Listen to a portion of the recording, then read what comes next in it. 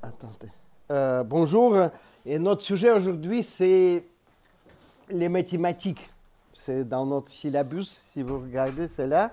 Et donc, on peut un petit peu discuter déjà qu'est-ce que c'est mathématiques et sa nature, parce que c'est quand même pas comme physique ou biologie, oui, qu'est-ce que c'est objet mathématique. Mais après, en fait, je voudrais discuter avec vous cette question de rôle des mathématiques dans les sciences, dans l'ingénierie. Vous avez pas mal de cours de mathématiques et bon, quand même, c'est pas pour mathématiques en soi, c'est pour autre chose et comment ça fonctionne.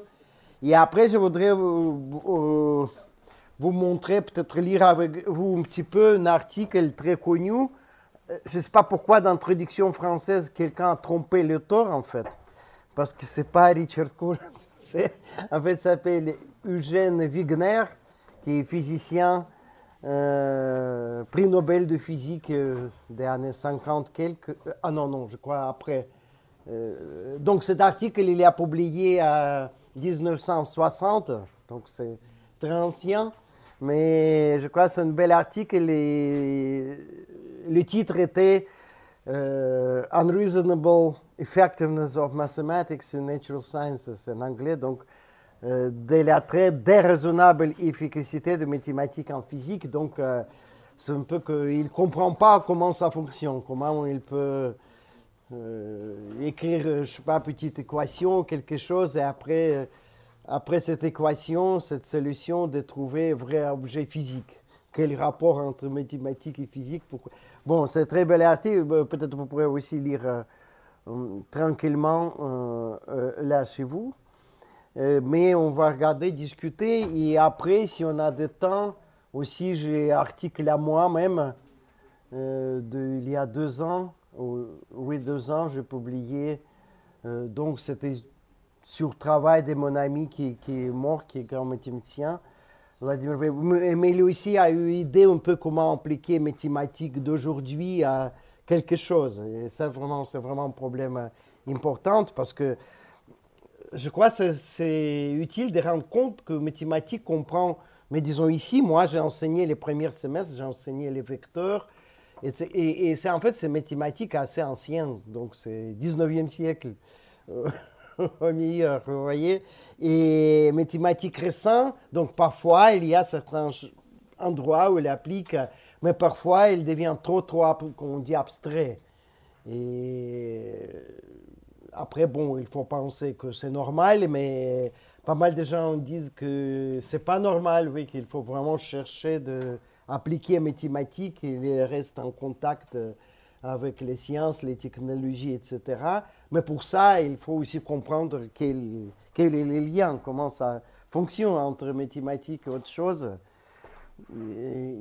Et après, je peux vous aussi donner quelques réponses, disons, classiques, mais ces réponses qui sont aussi anciennes, et c'est pas évident si elles se tiennent aujourd'hui, peut-être.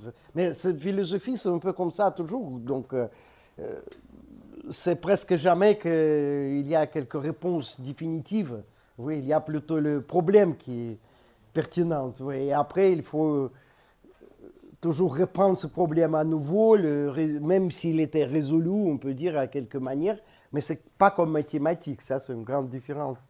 Parce que mathématiques, alors on peut dire, voilà, je sais pas, le théorème de Fermat par exemple, personne ne pourrait le prouver ou réfuter 3 siècles, mais finalement, vous savez, il y a 30 ans déjà environ, que personne, un mec anglais qui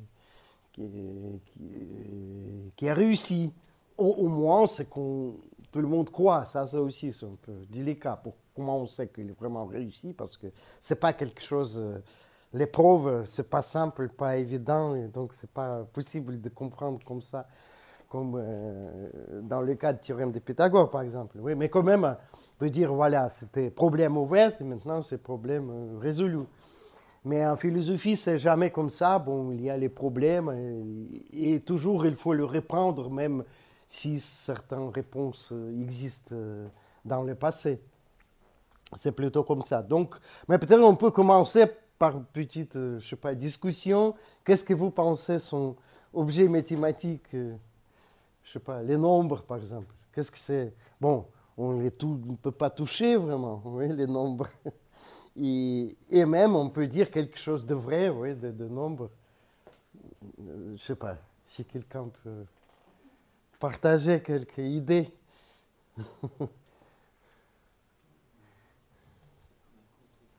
De où ça vient, oui. Ouais. Bah, c'est quelque chose qui est très abstrait et qu'on a assimilé et on a tous dit oui en quelque sorte et on se sert tous de la même chose et pourtant c'est très abstrait, on sait pas trop. Et qu'est-ce que c'est dire abstrait?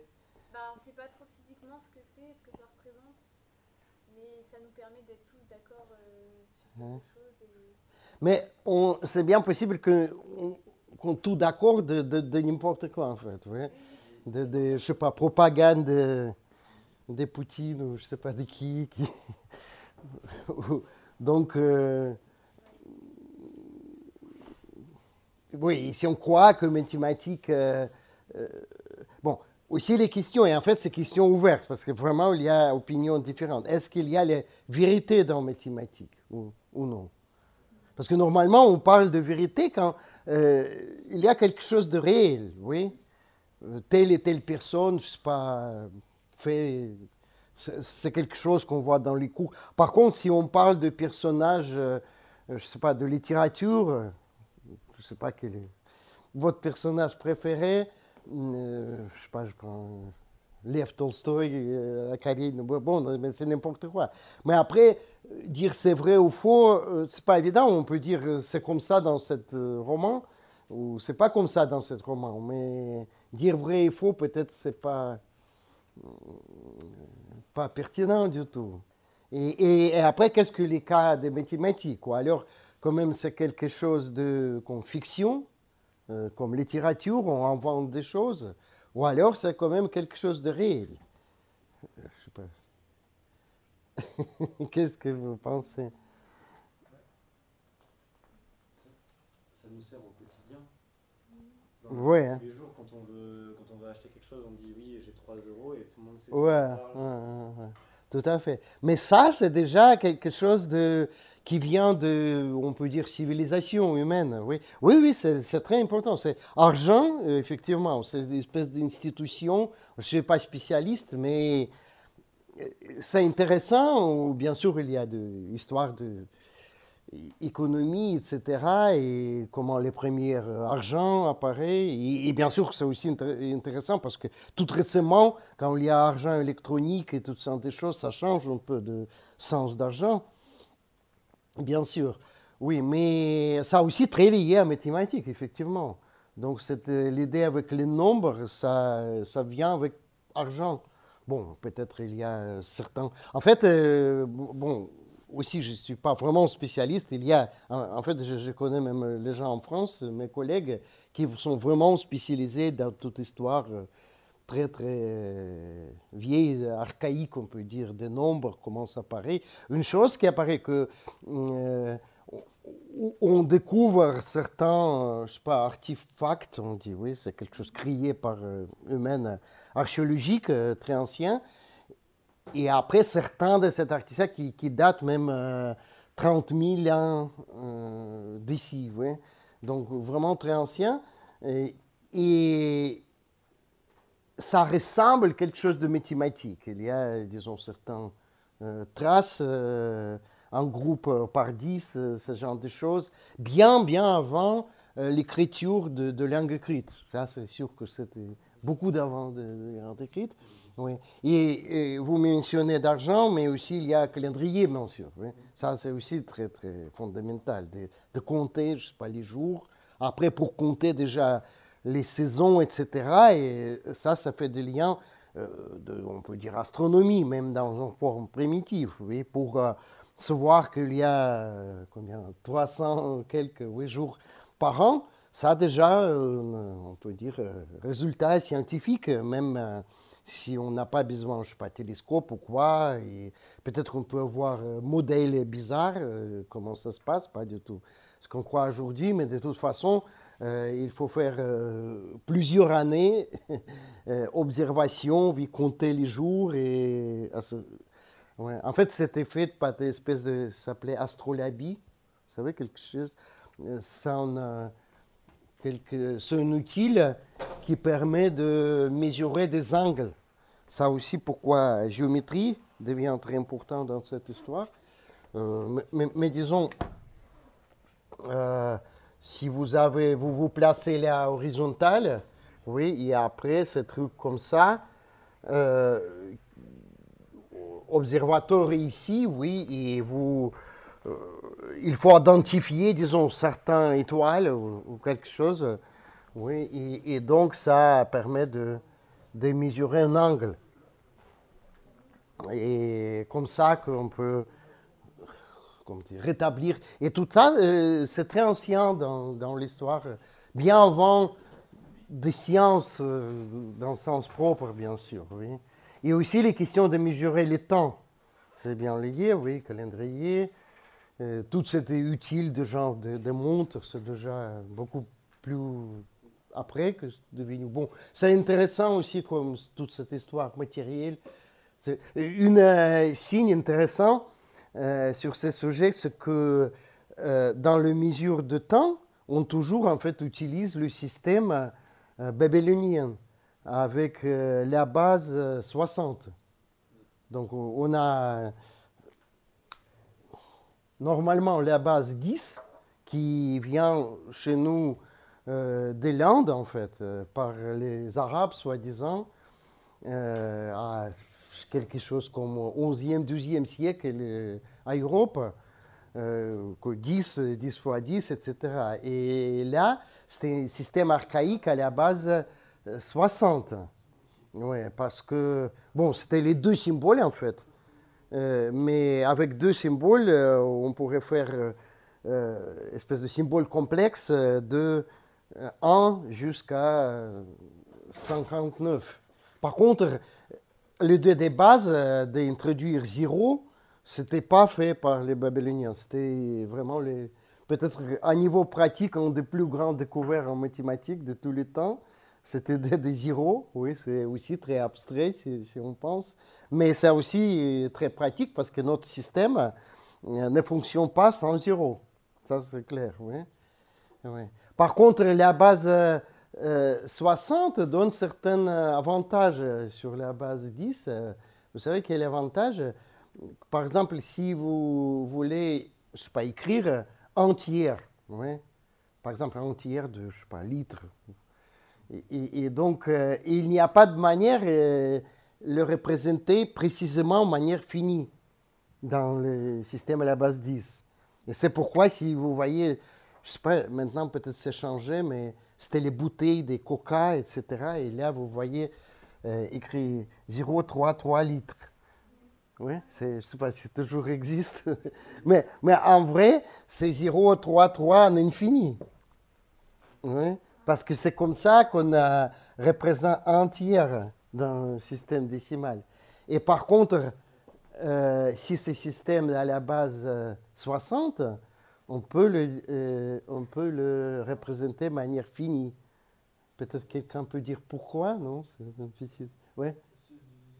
Ouais, parce que la base est divisible. Donc il s'agit, bon, je ne peux pas développer pour le moment, mais ça arrive exactement parce que 10 n'est pas divisible par 3.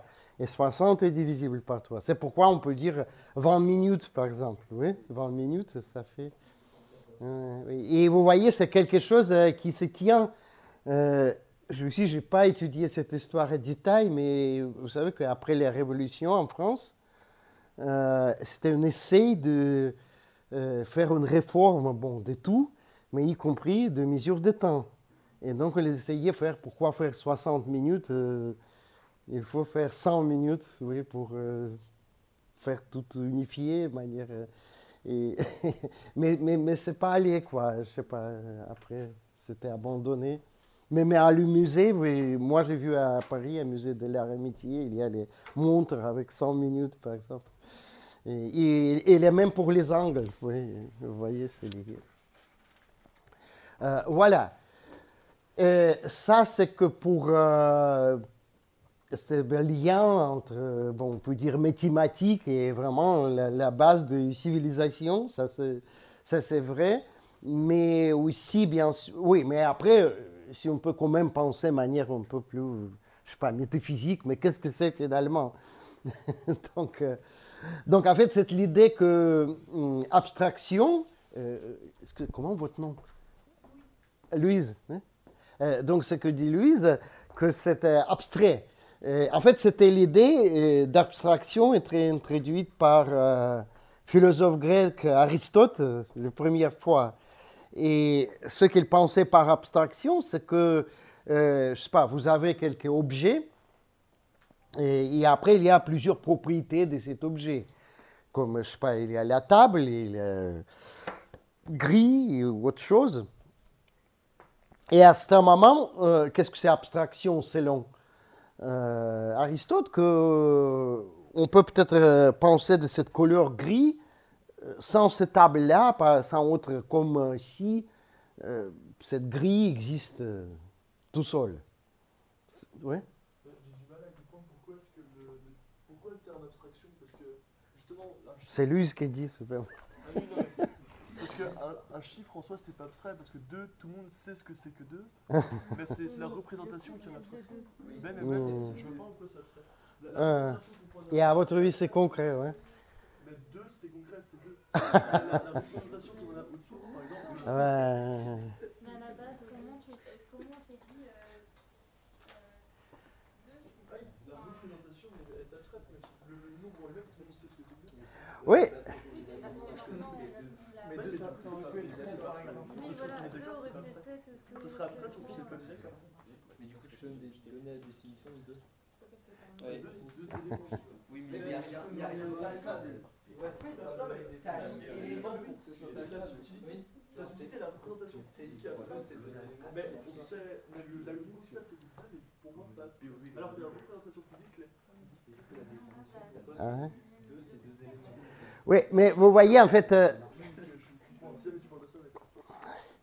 Oui, mais moi, c'est juste une note historique, oui, que c'est Aristote qui essayait d'expliquer de qu'est-ce que c'est objet mathématique par cette idée d'abstraction.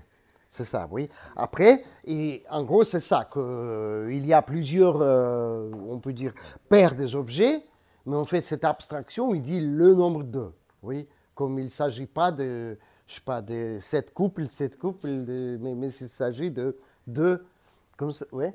Oui, c'est quoi du coup la définition qu'il donnait de l'abstraction, Aristote? Oui, mais comme même aujourd'hui aussi, c'est Aristote, comme c'est pas encore une mathématique, oui, il n'y a pas de définition dans le sens propre, mais il a des textes, bon, il faut lire et réfléchir. Mais en gros, l'idée, c'est ça, que, il a donné exemple, par exemple, de être humain. Et donc, il y a certaines formes, ouais, de, je sais pas, être humain. Mais ces formes, ce n'est pas un être humain. Et donc, mais si on veut, en mathématiques, on peut juste étudier cette forme sans prendre en compte que cette forme n'existe pas elle-même. Mais en fait, pourquoi Aristote a dit tout ça? Pourquoi elle développait cette théorie? Parce qu'en fait, pardon. Son, on peut dire, maître, professeur, autre philosophe grec, Platon, en fait, il a développé une autre théorie. Parce que pour Platon, en fait, c'est les nombres qui existent, peut-être, oui, c'est un peu dans votre, comment vous appelez votre prénom? Victor. Victor, oui, c'est peut-être, il pensait un peu comme Victor, parce que pour lui, effectivement, quelque chose comme nombre était les trucs les plus... pas dit concret, mais les plus réels et évidents. Et en fait, il même donné l'argument que tous objets matériels, on peut dire, c'est pas trop réel dans le sens que ça change tout le temps. Ça change tout le temps, donc on peut dire rien de définitif.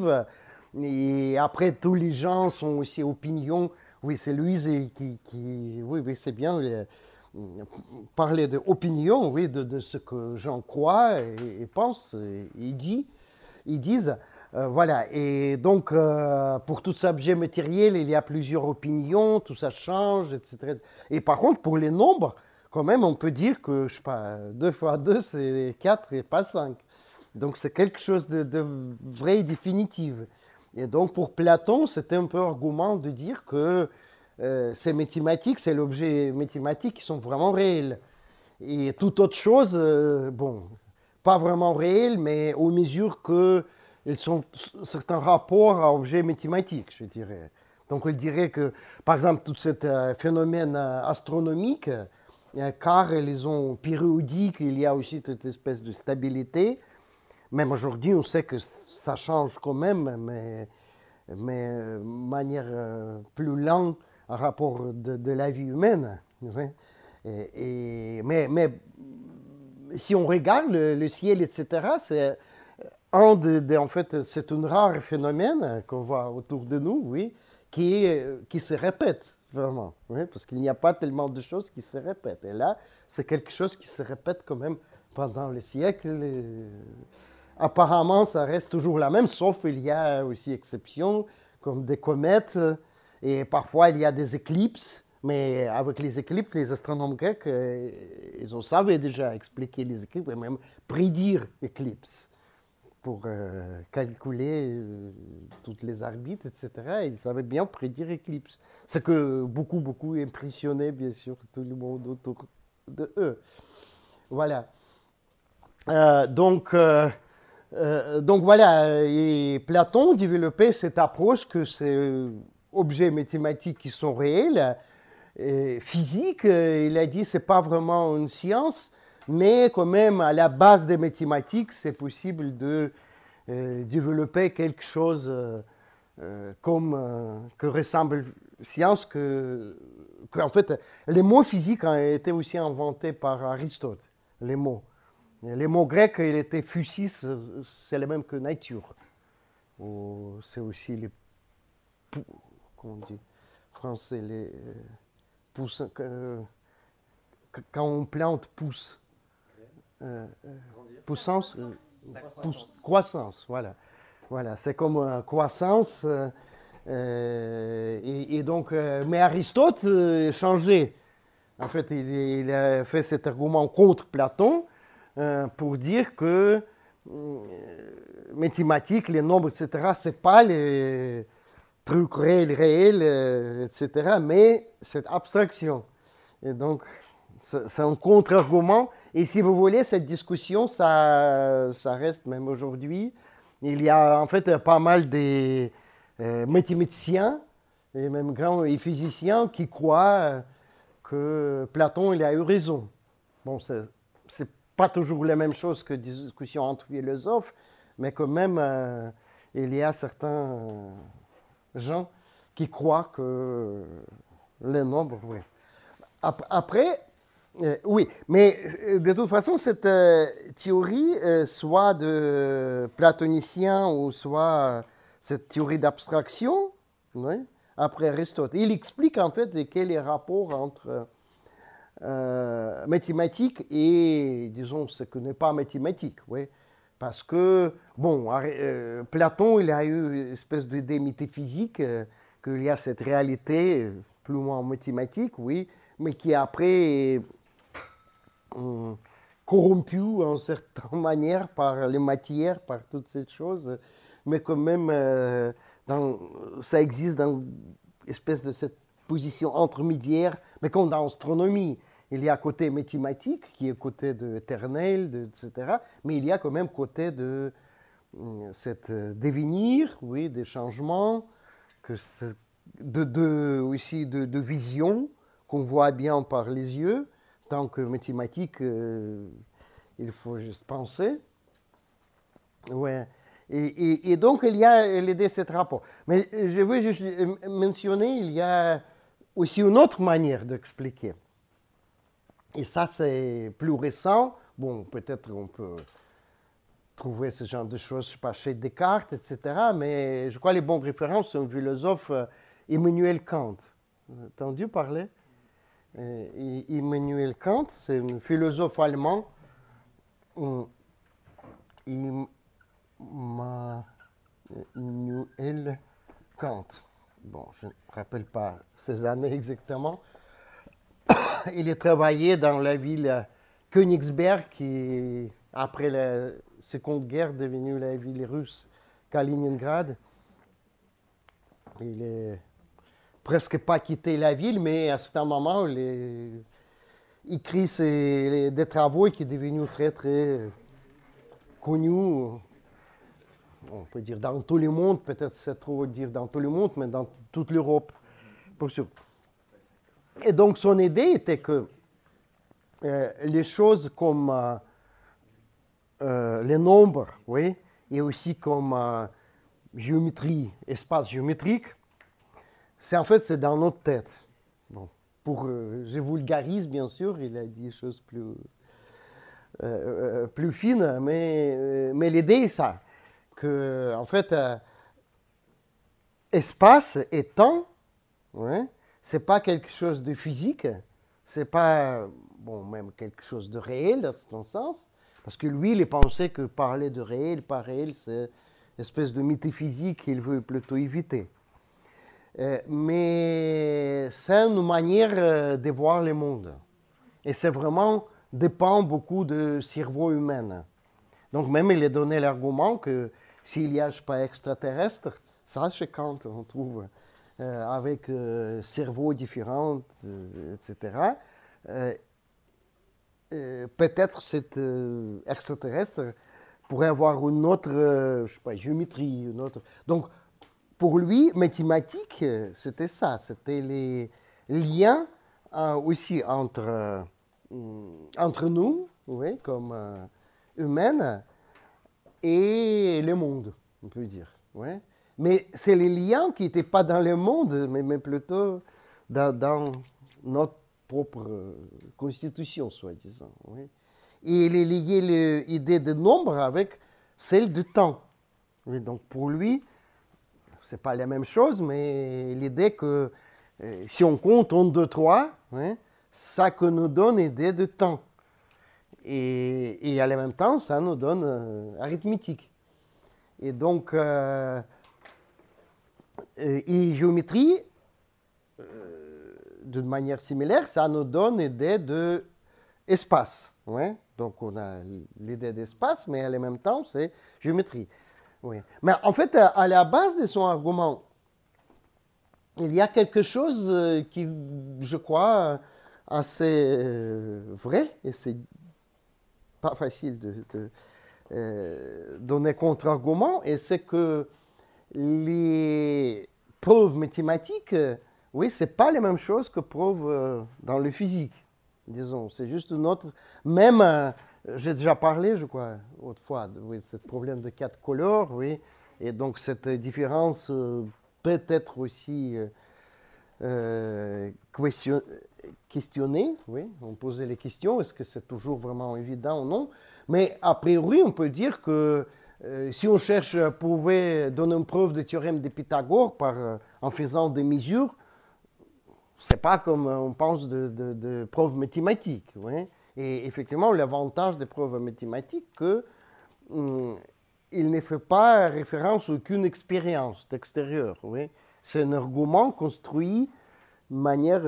bien sûr, on utilise, je sais pas, les diagrammes, etc. Aussi, peut-être, juste pour apprendre ce concept géométrique, oui, il faut avoir quelques expériences d'espace, etc. Mais par contre, dans situation pure, quand même, les preuves mathématiques ne font pas de référence à quelque chose d'extérieur. Ce qu'on fait, bien sûr, dans la physique, ouais, et toujours.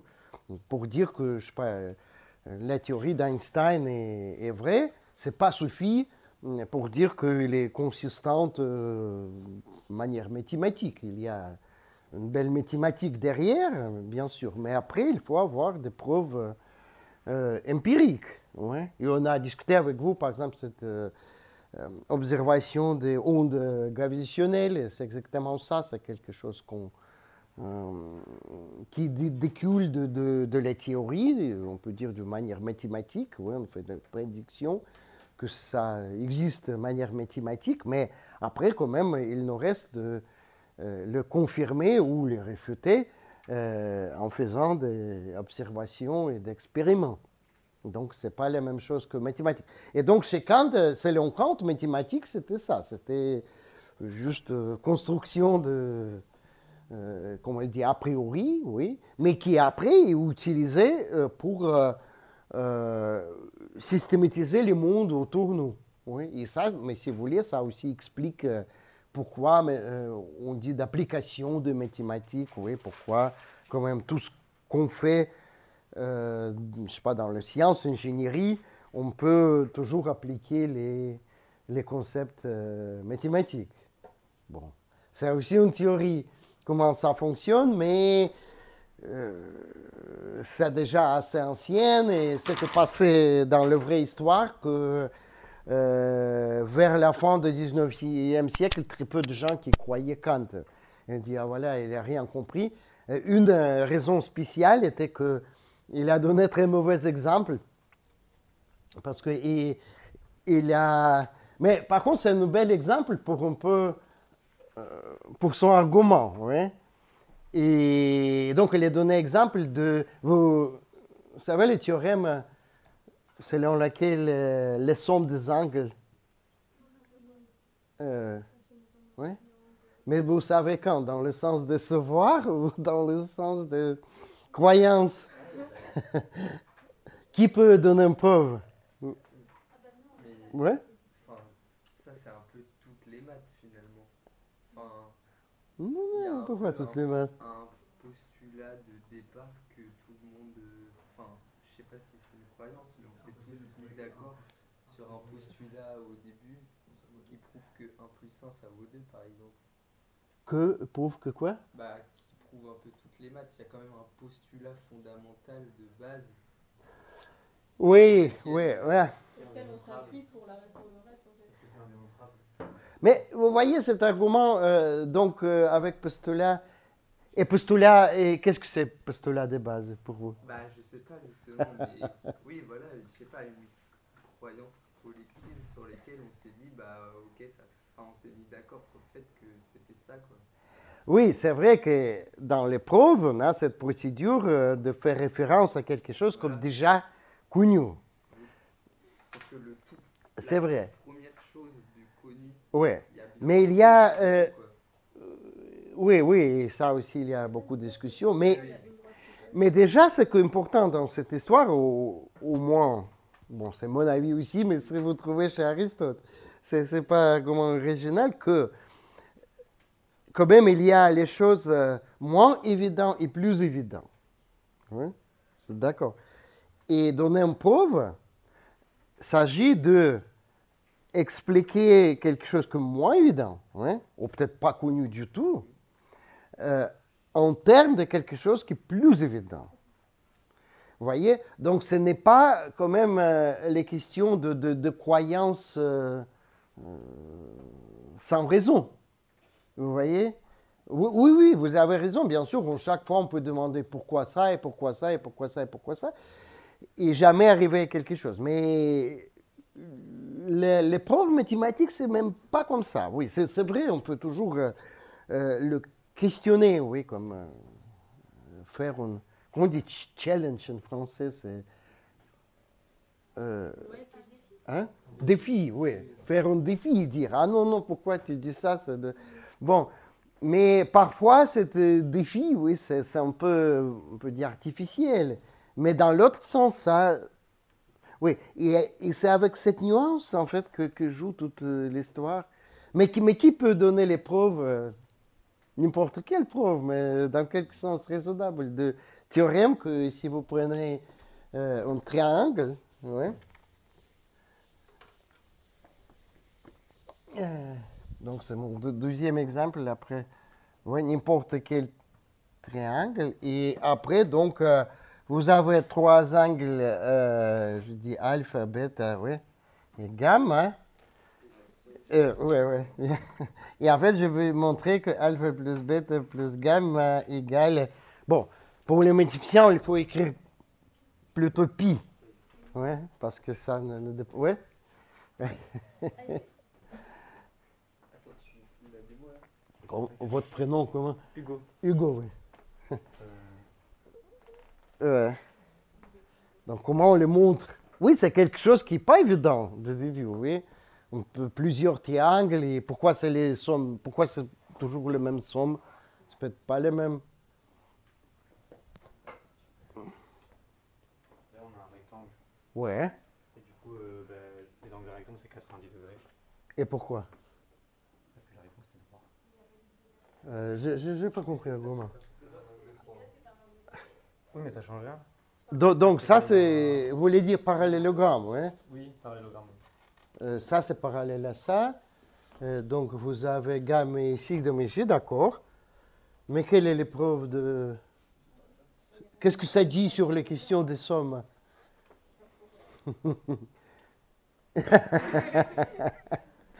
Hugo, ouais.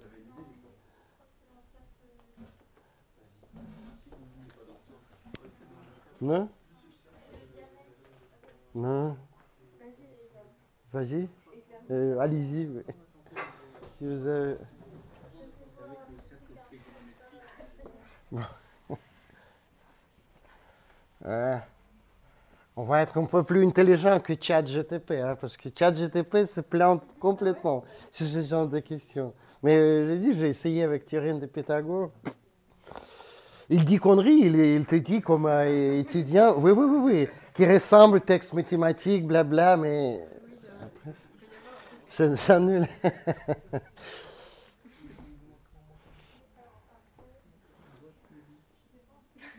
Oui, donc vous voulez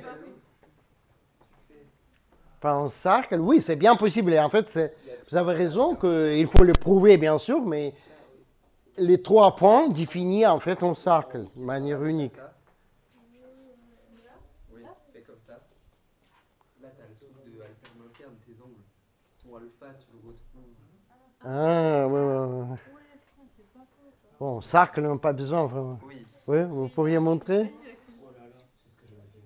Ouais, Et on ton peut alpha, faire ça. Et là, tu as ton alpha. Et là, tu as ton alpha que tu le retrouves où? Ah, ouais, ici, tu as le gamma.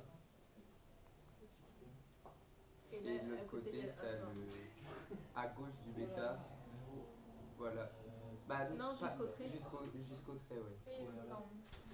Mais oui, du coup, il n'y a pas besoin du cercle. Oui, oui, oui, ça c'est... Bon, quand donne presque la même chose, mais Mais dans un ça- peu forme différente. Mais ça, pareil, on se base sur, là, on se base sur une propriété qu'on. Merci. Oui. Autre mais c'est presque la même chose, mais on peut... Pardon. Dire comme ça, oui. On fait CD parallèle à AB. Oui, et donc si c'est alpha... attendez. Oui, ça c'est alpha. Ici c'est bêta et là ça c'est bêta, oui. Et ici c'est gamma. Oui, et alors alpha, bêta, gamma nous fait 2 angles droits. Quand même, on a fait un progrès. Bien sûr, on peut dire, bon, il y a plusieurs points, mais il y a quelques progrès, quelque chose qui n'est pas évident du tout, par cette construction. Et construction, en fait, c'est les mots-clés dans cette histoire. Oui. Et c'est que Kant voulait montrer qu'on ne peut pas donner cet argument juste... Et comment votre prénom? Maxime. Maxime, oui, c'est que dit Maxime, qu'on a départ de certains postulats, oui, et après, bon, mais après, si on départ des postulats, qu'est-ce qu'on fait après? C'est quoi? Si on dit c'est logique, oui, seulement logique, et donc on a développé argument, je ne sais pas si logisme, quoi, mais donc Kant, il n'était pas d'accord, exactement, parce qu'il a dit, voilà, regardez, il ne suffit pas de savoir logique pour cette histoire. Ce qu'il faut, il faut faire la construction. Et la construction, c'est quelque chose, c'est le Kant. Ce n'est pas du tout que je veux dire, c'est vrai. Hein, après, je dis, tout le monde le critiquait absolument. Mais c'est ça son argument, que il faut avoir cette idée de l'espace et cette capacité intellectuelle qu'il appelait intuition. Ouais. Dans ce cas, c'est intuition spatiale, intuition qui est liée à l'espace géométrique, qui nous permet en fait de faire ce raisonnement. Donc selon Kant, ce n'est pas le raisonnement à partir de... Par exemple, il y a un fragment très connu par Kant, il dit choses comme ça, que donne cet exemple au philosophe. Qu'est-ce que fait un philosophe? Bon, il prend une définition, qu'est-ce que c'est triangle, qu'est-ce que c'est angle, ouais, qu'est-ce que c'est une somme. Donc après, il y a tout cet appareil logique, il réfléchit, il jamais arrive à ce théorème. Et qu'est-ce que fait un géomètre? Un géomètre, voilà, il fait un dessin, oui, il fait construction, donc il ajoute quelque chose, comme ça ou comme ça, quelque chose qui n'était pas donné au début, en fait, oui, c'est une construction. Et après, déjà, on peut utiliser un petit peu logique et bam, on arrive au résultat. Et pour Kant, c'est ça, c'était le sens de mathématiques et géométrie. Et bien sûr, oui, même petit problème avec cette preuve, vous savez quoi? Effectivement, parfois, c'est de faire un défi, oui, c'est quand même important. Parce que, et pourquoi c'est alpha ici et alpha ici? Pourquoi ça? Ouais. Donc, voilà, c'est-à-dire que si vous avez deux droites parallèles, ouais, donc c'est la même. Bon, je ne veux pas aller dans toutes les preuves, tous les détails mathématiques, mais en fait, ça, ce n'est vrai que s'il y a un seul parallèle qui passe ici. Bien sûr, s'il y a deux parallèles, ouais, donc ça ne peut pas être le même angle déjà, oui, ça sera une. Donc, donc les questions, est-ce qu'il y a un seul parallèle qui est... Ouais? C'est quoi un seul et deux parallèles? Mais j'explique. C'est-à-dire, vous avez une droite. D'accord? Après, vous avez un point hors de droite. Je dis A entre L, ouais? Après, bon, on sait que parallèle existe. Ça, on peut prouver sans aucun postulat. Ouais. Oui, en fait, on sait que si on construit cette droite de cette manière que ces deux angles sont égaux, ouais, donc ils sont parallèles. Ça, c'est vrai toujours. Par contre, les questions, est-ce qu'il y a une autre droite parallèle, peut-être qui passe par le même point? Bah, elle est confondue. Hein? S'il y a une droite parallèle qui passe par le même point, elle Ouais. est confondue avec l'autre droite. Non. Est-ce que c'est possible ou non qu'il y a une autre, ouais, droite, comme ça? Bien sûr, un angle, ça sera plus grand, oui, mais qui est aussi parallèle dans le sens qu'il n'y a pas d'intersection. Ah, mais là, c'est en 2D. Hein? Ça Non, change non, quand on est en 3D. Non, non, c'est tout sur un plan. On est sur le plan, c'est pas 3D. On n'a pas une deuxième, c'est que Non. on les a entre guillemets tout tracés, on a trouvé que les angles ils étaient pas, mais c'est que des contre-exemples en soi. Ouais. Dans une autre forme, je peux donner comme dans Euclide, c'est une forme plus moderne. Et dans Euclide, c'est le cinquième postulat, c'est comme ça. S'il y a deux droites, A et B, et troisième, ouais, qui les coupe. Et après, vous avez deux angles alpha, bêta, en telle condition que la somme, c'est strictement moins que pi. Ouais. Après, les questions, est-ce que cet A et B coupe si vous continuez ou non? Bon. Et il arrive que, mais si on dit oui, ouais, et on prend ça comme postulat, alors tout se passe bien ici. Ouais. Effectivement, parce que, mais vous voyez que, en fait, on a dit, on construit un parallèle. Et alors, là, c'est le même angle. Et ça ne marche que s'il y a une seule parallèle, bien évidemment. Ouais? Ouais. Mais donc, ce que passait dans l'histoire, que chez Euclide, il y a eu plusieurs postulats, mais ce postulat-là, il était le plus moche, dans le sens que il était moins évident que les autres. Oui, c'est quand même, parce que les autres postulats, par exemple, comme ça, si on a 2 points, oui, il existe une droite. En fait, il n'a pas eu droite infinie, pour lui, droite toujours finie. Et ça, c'est quand même quelque chose de plus simple. Ouais. Ici, c'est construction, il y a une espèce d'infini qui intervient, donc c'est quelque chose. Et donc, plusieurs mathématiciens essayaient de faire quoi? Ils essayaient de faire, posons que ça, c'est faux. Ouais.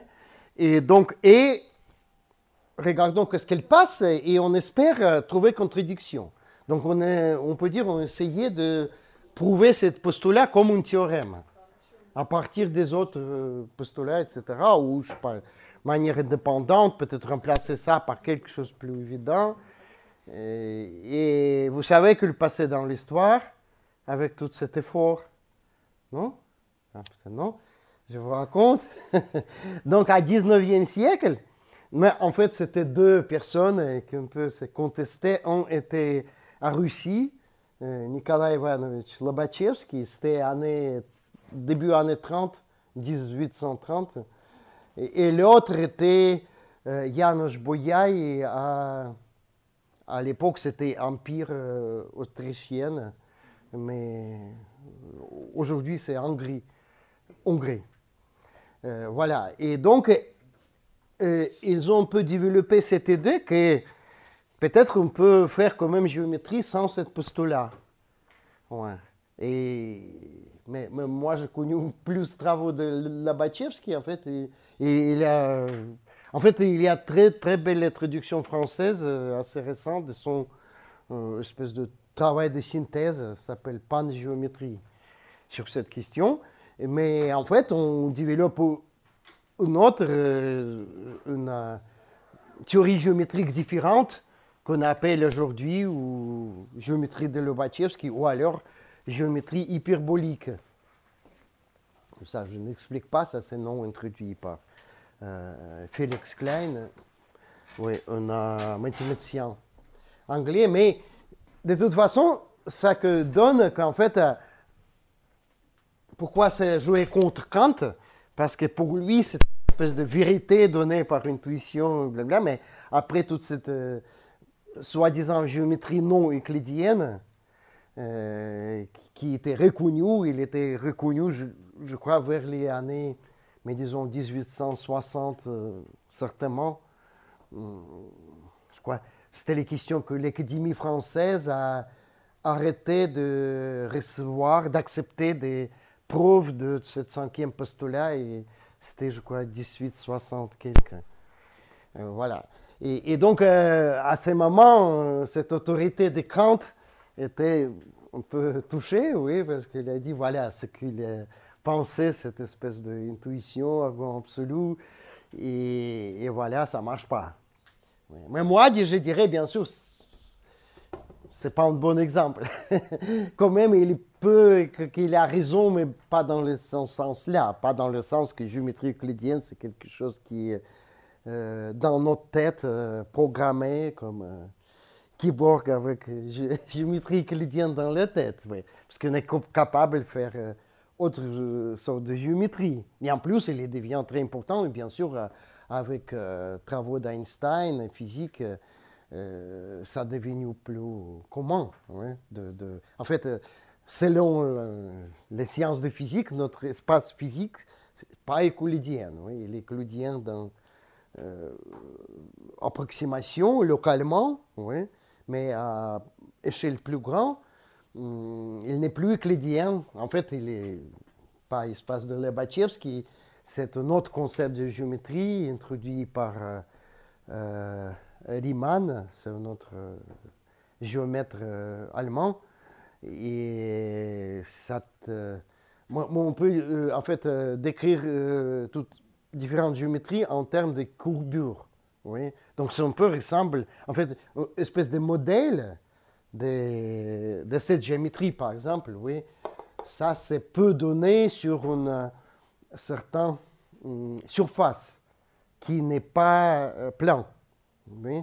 Et en fait, bon, avec ça c'est un peu plus compliqué, mais un exemple qui était connu avant même, oui, même personne ne l'a vraiment pensé à cette manière, c'était géométrie sphérique. Oui. Et donc si vous, par exemple, vous prenez, je ne sais pas très bien dessiner, mais si vous prenez une sphère, d'accord, comme un globe, oui, pour les enfants, et vous faites triangle. Oui, par exemple, vous faites triangle avec un point Paris, autre point Nancy, et troisième, je ne sais pas quoi. Je sais pas, Londres, c'est trop loin. Oh. Et la somme, c'est pas pi. Ouais. Et même, c'est pas une question de que physiquement, c'est pas la même chose que mathématiquement, mais c'est la question que c'est pas tout ça, pas sur un plan. Ouais. Et donc, si vous faites ce triangle sphérique, si vous faites tout petit triangle, il est en fait proche triangle euclidien, oui, parce que localement, le sphère, ça ressemble à un plan. Mais si vous allez quelque chose un peu plus grand, peut-être on peut dire quelle est la somme maximale de triangle sphérique, qui peut dire, c'est intuition. Mais c'est clair, si vous prenez une petite, ouais, c'est presque 180 degrés, oui, c'est presque pi. Si vous prenez plus grand, la somme, quoi, ça devient plus grand. Et quel est le maximum? Je crois que ça donne... hein? Non, moi je crois que c'est 3... Attendez. Oui, je crois que c'est 3 pi sur 2. Bon, il faut vérifier, mais je crois que ça. Donc, c'est possible d'avoir un triangle où chaque angle est rectangle. Vous pouvez avoir un triangle avec trois angles droits sur une sphère. Et je crois que c'est maximal. On ne peut pas avoir plus. Et là, c'est aussi encore bizarre. Et vous voyez, ça, c'est aussi ce que les différences avec géométrie euclidienne. Donc, il arrive que les sommes des angles intérieurs d'un triangle dépendent de taille. C'est quelque chose qui n'y a pas de les cas euclidiens. Oui. Et la même chose dans ce triangle. Donc, si vous prenez un triangle très très grand, en fait, là, la somme devient proche à 0. Donc, ça devient quelque chose de ce type. Chaque angle est presque 0. Donc, c'est toute autre géométrie, mais qui est très importante aussi pour, disons, physique aujourd'hui et pour tout ça. Donc, c'était, on peut dire, c'est quelque chose de particulier parce que c'est pas le point central pour Kant, mais quand même, ça fonctionnait comme ça que les philosophes à la fin du 19e siècle et début du 20e siècle, et tous ces gens qu'on a regardé un petit peu, ce positivisme logique, oui, et ils essayaient vraiment d'abandonner Kant complètement et retravailler mathématiques à partir de logique. Donc ces gens-là, exactement, ils ont pris cette idée, c'est quand même c'est possible de prendre quelques espèces de postulats de quelque chose et après déduire toutes les mathématiques. Mais après, cette question de pourquoi quand même mathématiques correspond à quelque chose dans la nature, ouais, vraiment devient encore plus compliqué parce que quand même, soit c'était Platon ou Aristote ou Kant, c'était certaines approches, certaines réponses à cette question. Oui. Et si on dit que mathématiques, c'est en gros, c'est logique, c'est presque la même chose que logique, oui. Aussi, on pose les questions sur la logique. Qu'est-ce que c'est des trucs magiques qu'on appelle logique? Ça vient d'où, logique aussi? C'est aussi dans notre tête ou c'est dans le monde? Ça, c'est aussi une bonne question, oui, d'où vient logique. Mais de toute façon, ça devient aussi très compliqué de expliquer ce lien entre mathématiques et, on peut dire, application. Donc, on peut dire aussi mathématiques pures et mathématiques appliquées. Donc, attendez, je vais vous quand même montrer. Il me reste un peu de temps. Oh, pardon, je suis obligé de... Bam.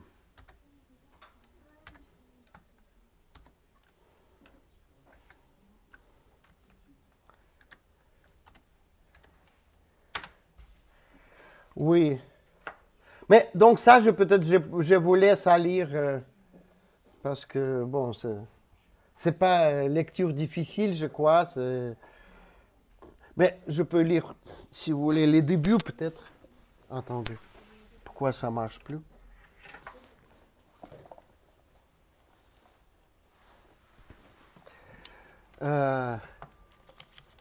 Bon, je peux lire vos premiers paragraphes, juste pour donner, après, vous pouvez lire tout après. C'est l'histoire de deux anciens condisciples qui discutent de leurs métiers respectifs. L'un d'entre eux est statisticien et s'occupe de démographie. Il sort en tiré à part d'une de ses dernières publications pour les montrer à son copain. Comme toutes les études de démographie, tout le monde sait ce que c'est démographie, oui.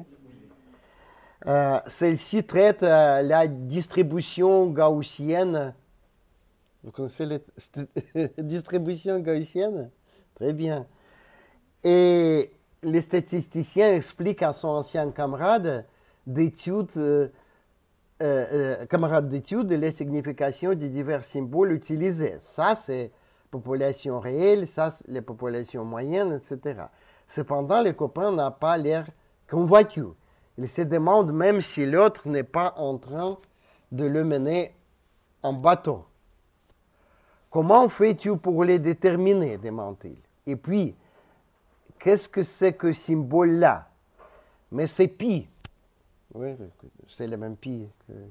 Tout simplement, répond le statisticien. Pi, mais oui, il répond entre les circonférences d'un cercle et son diamètre. Ah, ça va, arrête. Il ne faut pas me prendre pour plus bête que je ne suis.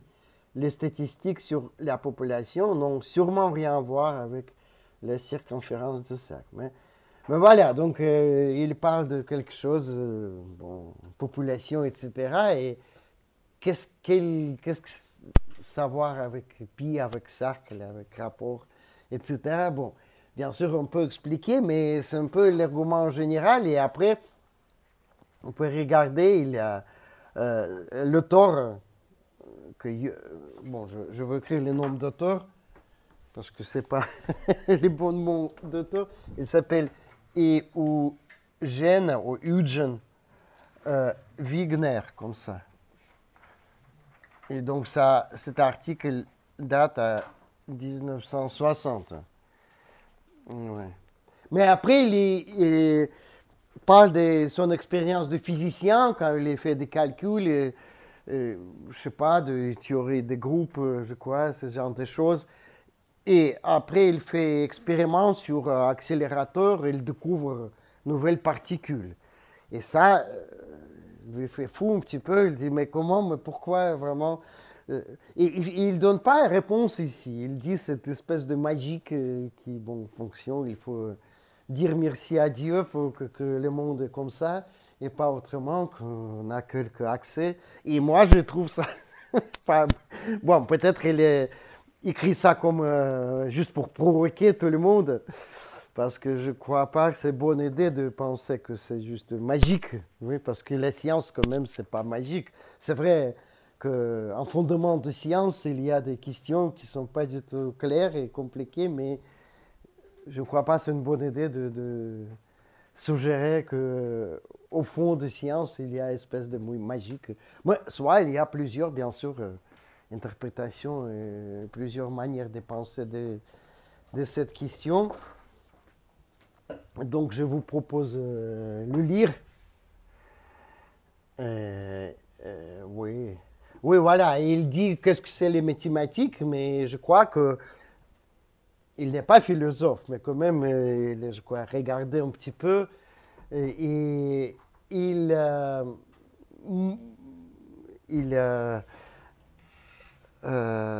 transporte, oui, il nous montre une image de mathématiques plus ou moins dans le sens de ce positivisme logique que cette espèce de logique mathématique. Oui. Et c'est ça, c'est dans cette conception-là où on ne comprend pas comment c'est possible d'avoir tel rapport direct entre mathématiques. Donc, je crois que ça, le problème. Et en plus, en fait, c'est quelque chose qu'il n'écrit pas, mais je crois que c'est un moment important que toute cette mathématique qu'il utilise au XXe siècle, même à cette année-là, vous voyez, en fait, c'est pas nouvelle mathématique pour l'époque. Parce qu'il y a vraiment, c'est intéressant, ce décalage entre mathématiques et physique. Par exemple, la base mathématique de théorie d'Einstein était faite, je crois, j'ai calculé 80 ans au moins avant. Bon, après, il fallait aussi retravailler certains détails, etc. Mais l'idée de base, c'était bien connu avant. Donc, le découverte d'Einstein, c'était d'appliquer ce modèle mathématique en physique. Vous voyez? Mais il n'a pas. Par contre, il y a d'autres exemples dans l'histoire, bien sûr. Si on parle de Newton, par exemple, ces gens-là, c'est encore plus. Là, ces gens-là, ils vraiment inventaient une nouvelle mathématique avec une nouvelle physique, tout ensemble. Ouais. Et donc, il y a cette histoire de décalage. Je vais vous montrer quelque chose.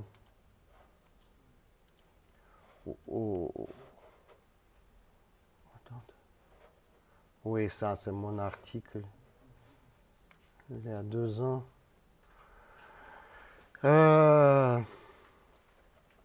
Oui, et cet article sur mon ami Vladimir Voevodsky qui est mort malheureusement un peu jeune, qui a eu médaille Fields pour son travail mathématique. Mais après, il a eu aussi grande idée, comment de cette mathématique pure appliquée. Donc, lui, il était très inquiété que mathématiques modernes, de genre mathématiques qu'il travaillait lui-même, apparemment, aucune application d'autre chose. Oui, c'est qu'un truc en soi. Et même, personnellement, il était, après cette médaille Fields, professeur de l'Institut de Princeton, etc. Mais il était inquiété que les sociétés donnent plus de fric pour mathématiques s'ils ne servent pas à quelque chose de vraiment concret. Et c'est vrai que, et donc il a eu cette vision. Attendez, je ne me rappelle pas, j'ai utilisé ça ici. Oui, donc il a pensé, c'était un peu modèle, un peu naïf, on peut dire, mais comme ça. Donc il a pensé que mathématiques, en fait, c'est une manière de résoudre des problèmes. Et les problèmes sont, ça c'est juste, on peut penser de manière un peu biologique, oui, comme espèce humaine, pour survivre, et chacun de nous, oui, cherche à résoudre beaucoup de problèmes. Donc mathématiques, c'est espèce d'utile abstrait, oui, pour résoudre le problème. Voilà. Et donc, c'est qu'il est en fait fait un point que ça marche en deux sens. Il y a quelque chose qui vient de problèmes extérieurs en mathématiques, oui, et ça donne en fait nouvel développement dans mathématiques. Mais aussi, si on trouve quelque chose en mathématiques, on cherche application ailleurs. Et, attendez. Oui, après, il a donné un argument plus spécial, et ça, je ne peux pas peut-être montrer. Ah non, c'est pas ici. Mais, donc, il a eu cet argument, je crois, très original, et je n'ai pas trouvé ailleurs. Même si l'idée, il n'est pas simple. Il dit, voilà, il a fait une espèce de classification des contenus mathématiques ou des mathématiques. Donc, il a dit, voilà, il y a mathématiques que tout le monde utilise. C'est un peu comme exemple avec euro, etc. Donc, si on vraiment ne sait pas compter, Et donc, on ne peut pas vraiment vivre de manière indépendante dans les sociétés. Oui, il y a quand même mathématiques qui est utilisée par tout le monde, partout. Même avec argent, c'est pas toujours comme ça, parce que le truc financier peut être aussi, niveau mathématique, assez élevé, mais quelque chose de simple, voilà, pour calendrier, et cette mathématique, point de vue historique, est assez ancien, oui, donc ça vient de, je sais pas, autre même civilisation qu'ont des Babyloniens de, combien, 4, 5 000 ans d'ici. Mais quand même, ces mathématiques, elles bien existent, c'est partout, oui. Après, il dit, voilà, il y a un autre type de mathématiques, c'est quelque chose que, bon, on peut dire, on apprend dans l'école, ou à l'école, oui. Ça fait un peu d'analyse. Et point de vue historique, on peut commencer par algèbre, petite algèbre. En fait, toute cette petite algèbre, c'est le XVIIe siècle. Elle est inventée en XVIIe siècle et c'est presque dans la même forme qu'on apprend aujourd'hui, ce truc du XVIIe siècle. Après, on apprend un petit peu d'analyse, petite intégrale, etc. Et ça, c'est, on dirait, XVIIIe siècle. Vous voyez, c'est tout assez ancien. Après, bon, il y a un petit vecteur, etc. C'est que genre de mathématiques que vous apprenez à cette école. Et ça, c'est 19e siècle. Mais on remonte presque pas, même à 20e, d'un programme de cette école, je crois. D'accord. Comme, je sais pas quoi, théorie des groupes, par exemple. Oui, il n'y a pas de théorie des groupes ici. Topologie. Après, et pour lui, c'était très inquiétant. Vous voyez que, c'est-à-dire, il fallait faire quelque chose, mais aussi dans les mathématiques. Ouais. Et en fait, il y a quand même exemple. Il y a des exemples. Et ce n'est pas toujours les questions d'être compliqué. Ça, je crois, ça aussi, c'est faux. Parce que, disons, si on prend même géométrie de type d'Euclide, et les travaux d'Apollonius ou d'Archimède même, ils sont assez compliqués. Ils ne sont pas moins compliqués que papier de mathématiques d'aujourd'hui. Vous voyez? Ce n'est pas les questions de complexité dans le sens simple, au moins, oui. C'est plutôt l'idée de, je sais pas, de concept, etc. Mais une histoire, par exemple, avec théorie des groupes, qui n'était pas toute nouvelle, mais quand même assez récente, je sais pas, il y a peut-être 30-40 ans, parce qu'à l'époque, bon, c'était déjà le début du XXe siècle, beaucoup d'applications, disons, dans la mécanique quantique, dans la physique, donc c'était quelque chose. Donc, bon, dès le début, c'était cristallographie, c'était les plus traditionnels, mais quand même, c'était regardé comme quelque chose assez loin de vie courante. Mais ça a tout changé avec la carte de crédit. Parce que toute cette cryptographie simple, disons pas trop avancée, mais cryptographie qu'on utilise dans la carte de crédit, par toutes les banques, etc., ça, tout basé théorie de groupe. Il y a donc pas mal de spécialistes de théorie de groupe qui sont allés travailler à banque, etc. Et c'était, oui, c'était exemple quand, on peut dire, c'était pas prévu. Bon, personne n'a pensé de cette manière. Et donc, lui, il a quand même donné l'argument qu'il faut renouveler beaucoup de mathématiques, même dans, je sais pas, dans les sciences, peut-être dans l'ingénierie aussi. Bon, moi, j'ai trouvé un exemple, je ne sais pas si quelqu'un a entendu parler, ça s'appelle analyse topologique des données. Non? Vous pourriez regarder. C'est un très bel exemple, c'est assez nouveau. Analyse topologique des données, mais si vous regardez en anglais, c'est TDA, Topological Data Analysis.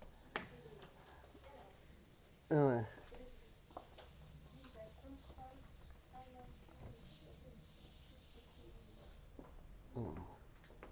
Je peux voir. Ouais. Et c'est une manière de travailler avec les gros données, oui, comme Big Data, mais qui est très visuel. Donc, il permet de visualiser des choses. Et ça utilise une technique, bon, il n'est pas trop compliqué. Je pourrais de temps, je pourrais vous expliquer. Mais quand même, à niveau mathématique, c'est assez récent quand même. C'était inventé en mathématiques, mais disons 10 ans avant. C'est pas 50 ans. Donc c'est assez nouveau dans les mathématiques et donc ça trouvait cette, ça s'appelle topological data analysis. Ouais. Donc pour moi, c'est un bon exemple quand même théorie des mathématiques modernes trouve application, et c'est application vraiment très large parce qu'on peut analyser n'importe quelle donnée. Et donc ça donne beaucoup d'applications dans plein de domaines. Après, bon, qu'est-ce que ça donne exactement, je crois, c'est pas encore clair, mais c'est un truc très à la mode parmi les mathématiciens appliqués. Voilà.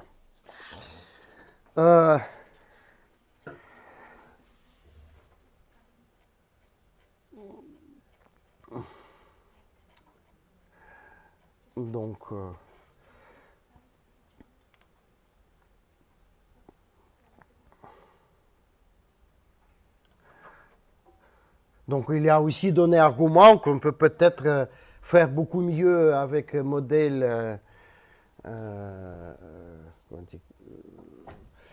computationnel, oui, quand par exemple on cherche de modéliser le climat sur ordinateur, parce qu'en fait ce qu'on utilise aujourd'hui, on prend équation toujours du 19e siècle, et ça nous donne la base de théorie. Équation de Navier-Stokes, je ne sais pas si vous entendez parler. C'était peut-être dans les cours, vous avez des cours d'analyse vectorielle quand même, oui, avec retour, divergence, ce genre de choses. Bon, équation Navier-Stokes, ça, vous pourrez regarder, je crois. C'est un peu lié à ça. Normalement, c'était fait pour hydrodynamique, aérodynamique, ce genre de choses. Oui. Mais après, si on prend cette équation différentielle, oui, différentielle en dérivée partielle, et après, pour faire quelque chose avec ordinateur, avec cette équation, oui, il faut utiliser les algorithmes d'espèce d'approximation. Il faut discrétiser tout ça, et ça prend énormément de ressources, et finalement, et donc, le rêve de trouver de manière de pas passer par cette équation qui sont rien de voir en fait avec ordinateur, avec tout ça, oui, et trouver un autre modèle mathématique qui peut être implémenté directement sur ordinateur sans toute cette étape qui semble assez artificielle, vous voyez. Ouais, mais bon. Mais c'est juste pour dire que cette idée de Wegener, oui, que c'est un miracle, etc. Mais au moins, à mon avis, c'est pas toujours un miracle et ça pas toujours marche bien. Donc, il faut faire un effort que ça marche bien. Parce que à ce moment, il peut juste pas marcher du tout.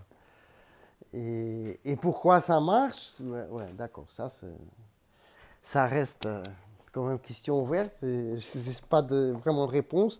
Mais je peux dire que tout ce truc des craintes, depuis quelque longtemps, ça attire pas mal d'intérêt aussi par rapport à toute cette science cognitive. Vous savez, quand les gens vraiment faire des études comment fonctionne le cerveau, donc quand même ce genre d'idée devient encore utile. Comment ça se construit l'espace et ce genre de choses, etc. Donc, oui. Mais écoutez, les semaines prochaines, normalement, je vous donne un petit essai. Oui, c'était les règles de jeu, oui. Sur un sujet que bon, je peux choisir et donner à tout le monde la même chose et donner, je ne sais pas combien, 30 minutes, 40 vous voulez, ouais. 30 minutes. Hein? Oui, je sais, c'est court, 40, mais je veux pas, 40. Oui, mais c'est pas en grand, c'est pas une dissertation, quelque chose de petit. D'accord, 40. À peu près, Hein? vous attendrez quoi comme longueur à peu près? Comme? Comme longueur. Enfin, Mais écoutez, j'insiste pas, mais tout ce- on définit le temps et à partir, en fonction de ça. Donc il ne faut pas se forcer de Mais faire plus. est-ce qu'il y a des thèmes qu'il faut qu'on prépare en Mais particulier? je n'ai pas encore choisi, mais l'idée de donner un thème qui fait quelques liens avec tout ce qu'on a. C'était 5, je crois, sciences. On a eu 5 sciences. C'est 5e. Donc, peut-être quelque chose de mathématique, peut-être. J'ai réfléchi. Quelque chose que j'espère peut intéresser tout le monde. Ouais. Non, non, on a pas ça sur le sujet. Si vous avez des questions. Merci. Ouais, d'accord, merci à vous.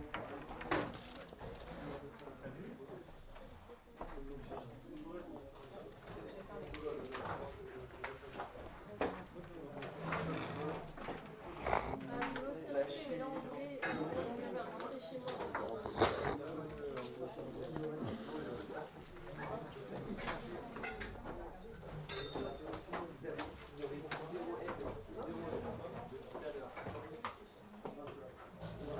Mm.